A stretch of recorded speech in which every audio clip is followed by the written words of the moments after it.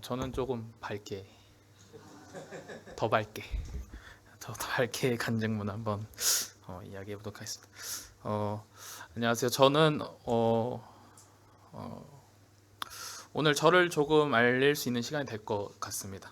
저는 이제 99년생, 이제 서울 갓 올라온 김현명 형제라고 합니다. 제가 말하는 것이 어떠할지 모르겠지만 제가 만났던 주님에 대해 나눌 수 있다는 것에 참 감사가 됩니다. 저는 구원에 대한 간증과 제가 대학로 교회 발디딤 할 때까지의 삶에 대해 성도님들과 나누고 싶습니다. 저는 부모님을 통해 갓난 아이일 때부터 교회를 다녔습니다.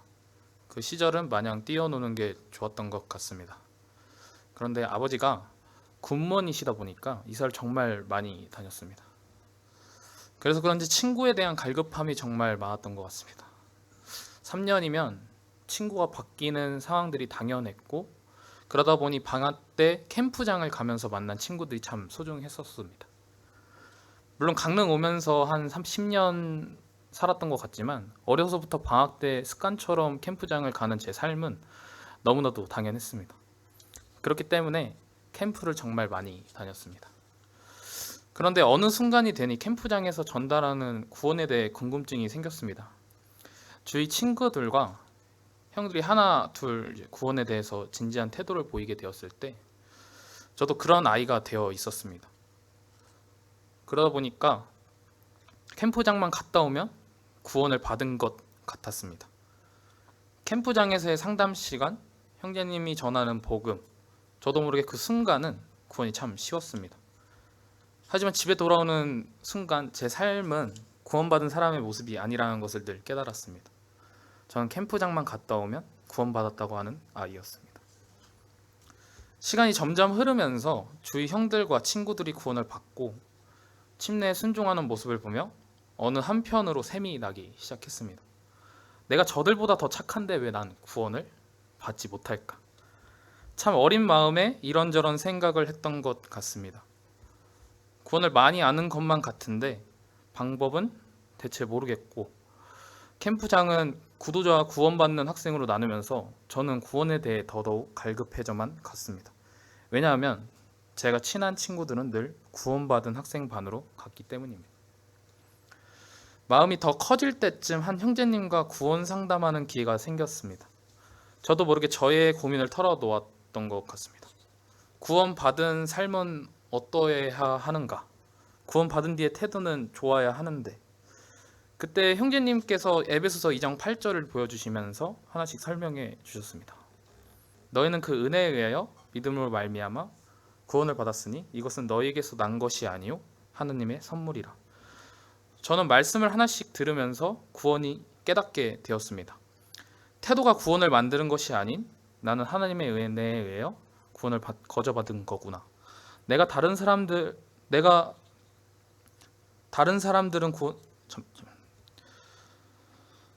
내가 태도가 바뀌지 않는다고 판단하는 것이 아니라 그저 선물을 받기만 하면 되는 거구나.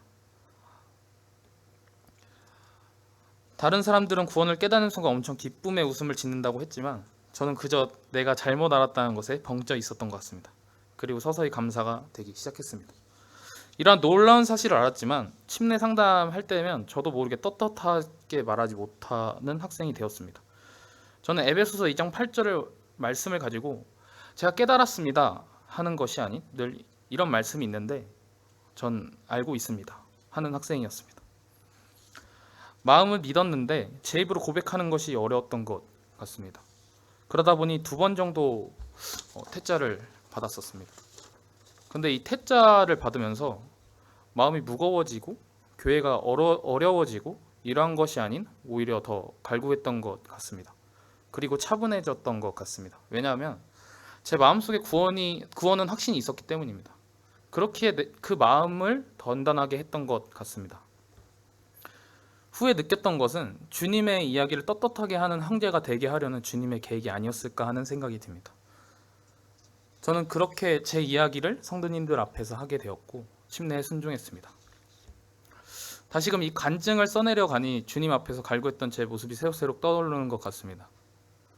그런 상황들이 있었기 때문에 정말 제 삶 속이 흔들렸을 때도 주님 앞으로 다시금 나아갈 수 있었던 것 같고, 주님을 통해 보여지는 제 삶을 누군가에게 서스럼 없이 이야기하는 형제가 된 것 같습니다. 여담이지만 저는 교제를 하면 4시간 자고 20시간 동안 떠들 수 있는 형제입니다. 많은 교제를 나누면 좋을 것 같습니다. 그러면 이제 제가 대학로 교회를 오기까지의 이야기를 한번 해볼까 합니다. 성도님들은 아시는 분들은 아시겠지만 전 현재 건축사 사무소를 다니고 있는 청년입니다. 건축학과를 졸업했고요. 밤새는 작업에 소홀이라고 이야기를 참 많이 들었던 과입니다. 저는 거의 평균 3, 4시간 자면서 작업을 했던 것 같습니다. 안 잘 때도 많았습니다. 그런데 과가 그래서 잠을 안 자는 이유도 있었지만 제가 대학교에 가면서 한 형제님의 이야기를 들으며 열심히 살았던 것 같습니다. 그 형제님은 이러한 이야기를 해주셨습니다. 자기는 대학교에 오면서 전도하는 것이 우선이었다. 하지만 여러 친구에게 전도만 하니 학업이 소홀해지고 성적이 바닥을 쳤었다. 그런데 그렇다 보니 친구들이 저 멍청하고 성적도 안 좋은 저 친구의 말을 믿냐? 라고 이야기를 참 많이 들었다고 합니다. 그래서 그때부터 엄청 공부를 하셨다고 합니다. 그러니까 그 태도를 보고 친구들이 다가오기 시작했고, 현재는 그 공부했던 내용들을 가지고 복음을 전할 수 있게 되었다고 합니다. 여기서 말하려는 포인트는 청년의 시기, 학업이 중요하다. 그리고 열심히 살아라. 주님은 너가 하는 일을 그냥 시키는 것이 아니다. 언젠간 쓸 것이다. 이었습니다. 저는 그래서 대학생활 하기 전 목표를 세웠습니다. 그리고 실행했던 것 같습니다. 그 목표를 말하자면 한 7가지 정도 있습니다. 이 목표는 학업을 열심히 살고자 하는 제 목표였습니다. 그래서 한번 이야기해 보겠습니다. 저는 일단 제가 건축학과를 지원하기 전에 저는 수시 한 6칸이 있으니까 6칸 다 건축으로 채웠거든요. 근데 엄마가 말리셨습니다.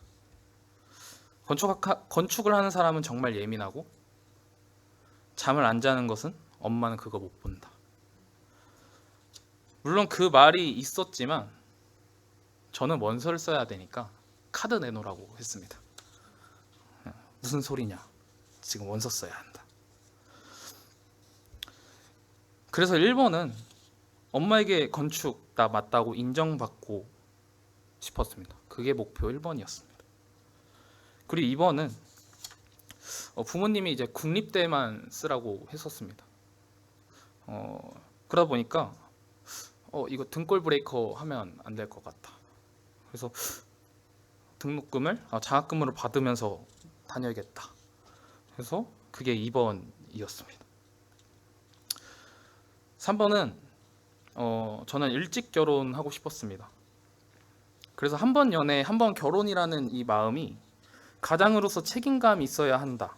그래서 내가 어느 정도 위치에서 가족을 케어하려면 이거는 열심히 살아야 한다 라고 생각했습니다. 그래서 책임 있는 아빠가 되기 위한 준비를 하자가 목표 3번이었습니다. 4번은 좋아하는 것을 지고 싶지 않다였습니다. 고등학교 시절 3년이라는 고민이 30년을 좌우한다고 생각했기 때문입니다. 내가 좋아하는 것이 무엇인지 매우 애타게 찾았던 그 3년이 정말 저한테는 좀 컸습니다. 강연을 보러 다니고 내가 대체 좋아하는 것이 무엇일까가 더 컸던 것 같습니다. 그때 결국 인테리어가 저의 눈에 들어왔고요. 그렇게 건축이 저의 길에 섰기 때문에 좋아하는 것에 있어서 좋아하는 것이 내 눈앞에 있으니까 지면 안 되겠다. 절대 지고 싶지 않았습니다. 5번째는 제가 학교에서 조금 맡은 일이 많았습니다. 과대 5년 정도 했고요. 연구실에서 실장 역할, 학과 홍보 동아리 역할, 대표 역할 뭐 이런 역할을 되게 많이 했습니다. 근데 이런 책임 있는 일을 하려니 먼저 앞장서야 할 것 같았습니다. 그러다 보니 내가 하는 일과 병행하기 위한 열심을 가져야겠다가 5번째였습니다. 6번째는 그 앞서 말했던 형제님처럼 내가 교회 생활함에도 그 성실함으로써 학생들에게 교회에 대해 주님에 대해 이야기할 수 있는 형제가 되고 싶다였습니다. 그리고 7번째는 제가 3학년 때 생긴 목표였었는데 건축을 하면서 참 잠을 많이 못 자고 각종 과제와 마감일에 교회를 많이 못 나가다 보니까 주님 왜 저에게 건축이라는 길을 보여주셨나요? 하면서 생긴 목표였었습니다. 저에게 건축의 길에 있어 여러 상황들이 많았습니다. 교회가 리모델링 하고요. 교회가 직접 지어지는 모습을 보았고요. 그리고 공간에 대한 분배에 대해서 저한테 이야기하는 그런 상황들을 직접 목격하고 경험하게 했습니다. 특히 제가 주님께 질문을 했었을 때 제가 대전에서 모임을 다녔었는데 교회가 리모델링 할 건데 형제가 한번 우리에게 그 공간에 대해서 그리고 이 리모델링 하는 작업에 대해서 혹시 알려줄 수 있나? 그런 질문을 받았습니다. 아직 덜 배웠다는 마음에 죄송합니다 했었습니다. 그런데 그러다 보니까 교회 건축으로 쓰이고 싶다는 비전이 생기게 되었습니다. 이게 제 마지막 목표입니다. 그렇기 때문에 저는 학업생활 정말 열심히 했던 것 같습니다. 조금 자랑하겠습니다. 저는 과에서 4.5 만점을 4번 정도 받았습니다. 그리고 그 성적을 늘 거의 유지해서 거의 1등을 놓치지 않았습니다. 그런데요, 이렇게까지 열심히 살고자 하는 목표를 나열하고 그러한 성적을 받으니까 주님을 바라보기보다는 제가 주인이 되었던 순간이 더 많았던 것 같습니다. 그게 욕심이 되었습니다. 오늘 하루를 주신 주님, 오늘 어떻게 살아야 할까요가 아닌 그래 일어났다. 오늘 뭐 해야 하고 뭐 해야 한다. 내가가 정말 많았습니다. 그리고 정말 과열되었던 것 같습니다. 그 타이틀이라고 하는데 타이틀과 스펙에 눈이 멀어 정신없는 삶을 살았습니다. 거기에 잠까지 잠을 잘 안 자니까 사람이 정말 예민해져 있었습니다. 근데 그러다 결국 주님이 스탑하신 것 같습니다. 4학년 1학기 딱 마치고 방학 시즌이 되었는데 저는 방학 때도 늘 학교에 있었습니다. 뭘 했냐면 각종 공모전이나 인턴 이런 걸 했었습니다. 근데 이걸 하는 와중에 정신없게 살다 보니까 여러 전화들이 올 곳이 정말 많았습니다. 그리고 결국 저는 보이스피싱을 당하게 되었습니다. 지금에서는 몇 달 일하면 벌 수 있는 돈입니다. 근데 학생 신분에서 조금 큰 돈일 수 있을 것 같습니다. 제가 아까 결혼을 빨리 하고 싶다고 했죠. 그 빨리 결혼하고 싶은 마음에 모아둔 돈이었습니다. 근데 이 돈을 잃었다, 이 돈 때문에 아쉬운 게 아니라 그 상황들이 너무 마음이 아팠습니다. 보이스피싱 조심하라던 아빠의 말을 잘 듣지 않았던 제 모습 때문에 그 부모님한테 너무 죄송했습니다. 그리고 그 상황에 같이 공모전하는 학생들에게 마음이 안 잡히니까 정말 미안했습니다. 그런데 또 해야 되는 역할이 있으니 마음이 잡지 않는데 발목을 잡았습니다. 근데 주님이 이거 하나로 저를 스톱하지 않았습니다. 마음이 망가지고 계속 연달아이 발생하더라고요. 사람들 앞에서 화내기 싫었는데 화가 많아졌고요. 그러다 보니 보여주기 싫은 상황들이 정말 많아졌습니다. 공모전 하면서 트러블 생겼고 인간관계가 두렵기 시작했습니다. 그리고 연구실 MT를 좀 기획을 했었는데 술을 안 마시니까 술 사주로 이제 운전하고 나가다가 사고를 또 내게 되었습니다. 그렇게 마음이 정리 안 된 상태로 학기가 바로 시작됐습니다. 근데 교수님이 그런 말을 하시더라고요. 이런 상황을 말해줬음에도 그래도 그렇게 그냥 해야 된다. 너 나약해질 거니? 정말 도망가고 싶었어요. 어렵더라고요. 주님 모든 것을 엎어지게 하더라고요.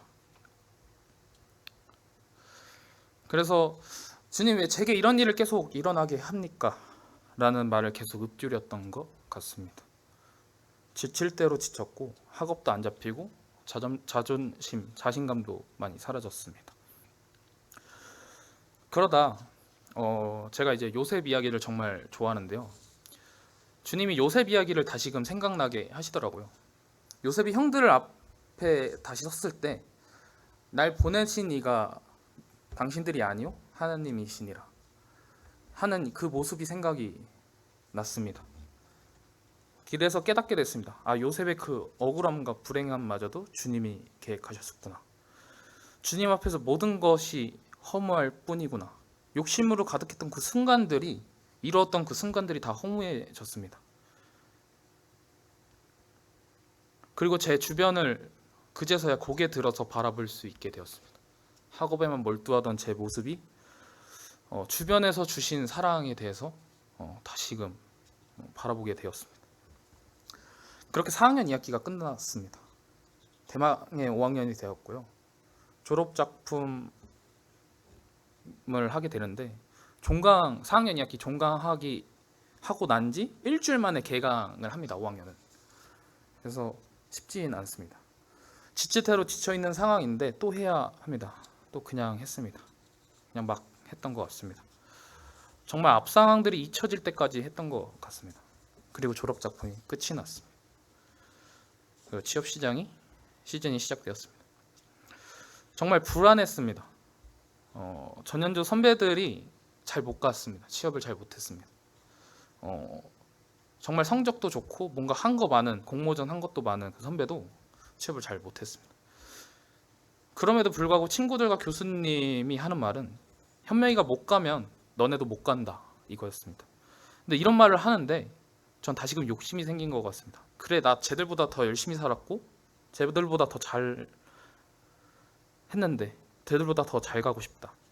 진짜 이렇게까지 살았는데 성공해서 취업하고 싶다. 저를 더 쪼아렸습니다. 마음이 두근거리고 오히려 잡히지 않을 것 같은 생각이 계속 나더라고요. 포트폴리오를 만드는데 시간이 그렇게 많은데도 긴장만 되고요. 마음이 잡히지 않더라고요. 그런데 어느 한 날이 있었습니다. 그날에 동시에 시간차가 좀 있지만 엄마랑 아빠한테 한 통의 전화가 딱 한 통씩 들어옵니다. 뭐라고 하시냐면요. 아들 취업하는 거 중요할 수 있는데 조금 쉬면서 하면 좋겠다. 취업하면 어딜 놀러 가기 힘들 거야. 너가 가고 싶은 곳 있으면 좀 갔다 와. 아들, 아빠는 늘 기도하고 있다. 취업 무조건 될 거야. 그러니까 어디든 조금 쉬다 와. 아빠가 돈 필요하면 적극 지원해 줄게. 이 말이 저를 움직였습니다. 회사 지원 기간이 언제 나올지도 모르고 아직 포트폴리오가 미완성이었기 때문에 컴퓨터 앞에만 있는 저를 이 말들이 움직였습니다. 캠프를 다시 가고 싶어졌습니다. 근데 나이가 차니까 늘 저를 위해 캠프를 갔었는데 섬기고 싶은 마음이 생기게 되었습니다. 마침 그 부모님한테 전화 온 날 한 형제가 올린 인스타 스토리를 보고 저는 그 캠프장을 갔던 것 같습니다. 그 인스타 스토리에는 캠프 신청 기간과 공문이 하나 올라왔었는데 저는 그 상황들이 주님이 이곳을 가라는 것 같았습니다. 저는 이 캠프를 통해 사실 정말 많은 마음이 바뀌었습니다. 이 캠프는 개인 상담 시간이 있습니다. 구도자 친구와 선생님 한 명이 배분되어 상담하게 됩니다. 이 당시 저와 상담했던 친구는요, 구원에 대해 알고 싶지만 때가 있다고 이야기했었습니다. 과연 그 때가 뭐니? 라고 했었는데 제가 서울에 있는 대학교를 가고 나서 구원을 생각할 것 같습니다 였습니다. 저는 죽음에 대해 그 친구에게 이야기하게 되었는데 그 친구가 주변에 죽은 사람이 없어서 죽음은 마음에 다가오지 않는다고 하더라고요. 근데 그때 갑자기 저도 모르게 서울 모든 걸 이루었을 때 허무함에 대해서 이야기해주고 싶더라고요. 선생님도 그렇게 열심히 살아봤는데 주님 앞에 나아왔을 때 허무했다. 내가 모든 스펙이란 스펙을 다 챙겨봤는데 모든 것이 다 허무했다. 정말 신기하게 저는 그 친구에게 정답을 이야기하면서 취업을 준비하는 저는 그렇지 못했습니다. 그러다 보니 제가 생각했던 비전과 목표들이 구름처럼 둥둥 떠다니더라고요. 아, 주님 이거였습니까? 당신이 원하는 삶은 더 이룬 삶이 아닌 온전히 당신만을 생각하는 삶이었습니까? 저는 저를 이번 캠프에 부르신 이유가 있었군요. 정말 감사합니다. 그런 이야기를 했습니다. 그리고요, 주님 좋은 회사 가던 좋지 못한 회사 가던 아니면 취업을 못하던 전 수긍하겠습니다. 주님 당신이 절 계획하셨으니 믿고 따르겠습니다. 절 인도해 주세요 라고 기도했었습니다. 그러다 보니까 담대해지더라고요. 옆에 엄청 열심히 살던 친구들이 다 떨고 있었을 때 흔들림이 없더라고요. 그 자신감 넘쳤던 저와 친한 친한 친구들 모두 불안하다, 나 어떻게 할 때 전 어디든 가겠죠였습니다. 왜 그렇게까지 그 친구들이 떠냐면요, 저희는 이제 서류 포트폴리오가 1차고요. 실기를 또 봅니다. 실기가 한 6시간짜리, 4시간짜리, 9시간짜리 이렇게 보고요. 그리고 면접을 보고 마지막으로 이제 대표의 면담을 하게 됩니다. 이런 식으로 형태이기 때문에 그 순간들이 그들한테는 정말 불안 그 자체였습니다. 근데 저는 떨림이 없는 거죠. 아쉬운 순간이 있었는데 주님이 계획하신 곳이 아니었나 보다 이렇게 넘겼던 것 같습니다. 그리고 저는 진행 역할을 좀 많이 하다 보니까 앞에서 말을 잘할 것 같지만 설계 발표를 할 때면 늘 내용 정리를 못해서 작품은 좋은데 말 못한다는 소리 정말 많이 들었어요. 어느 정도냐면 너 패널은 1등인데 발표는 꼴찌다. 그게 꼬리표처럼 달고 살았습니다. 이게 교수님만 말하면 모르겠는데 친구들까지 그렇게 얘기하니까 거의 트라우마처럼 발표를 하면은 맨날 절었습니다. 절고 말 중간에 끝나고. 근데요, 정말 담대했던 것 같습니다. 제가 면접을 가는데 혹시 몰라서 청심환을 샀었거든요. 근데 그 순간이 되니까 안 먹고 웃으면서 면접을 보고 있었습니다. 한 회사는 영어 면접도 있었는데 제가 영어 울렁증이 있거든요. 근데 질문은 해석이 되는데 제가 답변을 못하니까 쏘리라고 했습니다. 그런데 그 쏘리라고 외쳤는데도 나머지 시험에 영향을 주지 않더라고요. 그냥 웃기더라고요. 저 스스로가. 주님이 인도하실 테니까. 그렇게 회사에 최종 합격을 하게 되었습니다. 지금 생각하면 주님이 정말 저한테 좋은 자리를 주신 것 같아요. 저희 회사는 야근을 하기로 되게 유명한 회사입니다. 건축 회사 중에서 별명이 있는데요, 삼성역 등대라고 합니다. 근데요, 저는 부서가 칼퇴를 합니다. 안 가라고 하면 가라고 해요. 그리고 회식을 자주 안 합니다. 술을 안 권합니다. 다들 술을 좋아하시는데 점심 회식을 권장하더라고요. 그리고 분위기가 정말 좋았습니다.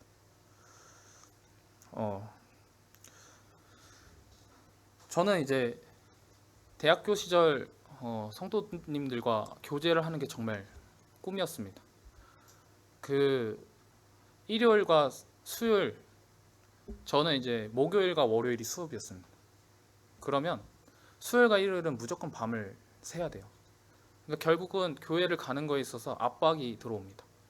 그럼 일요일 날 교제를 하는 게 아니라 밥 먹고 가야 되고요. 수요 집회를 가본 적이 없습니다. 너무 압박에 갇혀 살았기 때문에. 그래서 제가 원했던 것이 있었습니다. 내가 졸업을 하면은 모임 안에서 교제를 많이 할 수 있으면 좋겠다. 그리고 그게 행복했으면 좋겠다.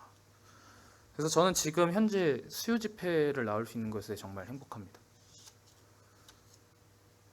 그리고 저의 이 삶을 보면서 주님을 믿고 담대히 나아가는 삶이 대단하다는 것을 많이 느낍니다.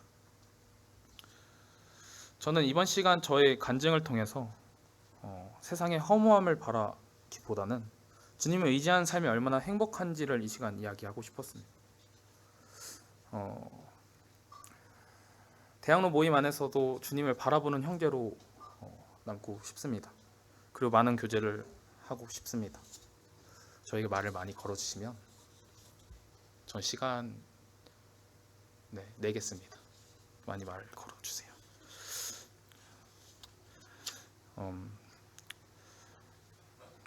이상입니다. 들어주셔서 감사합니다.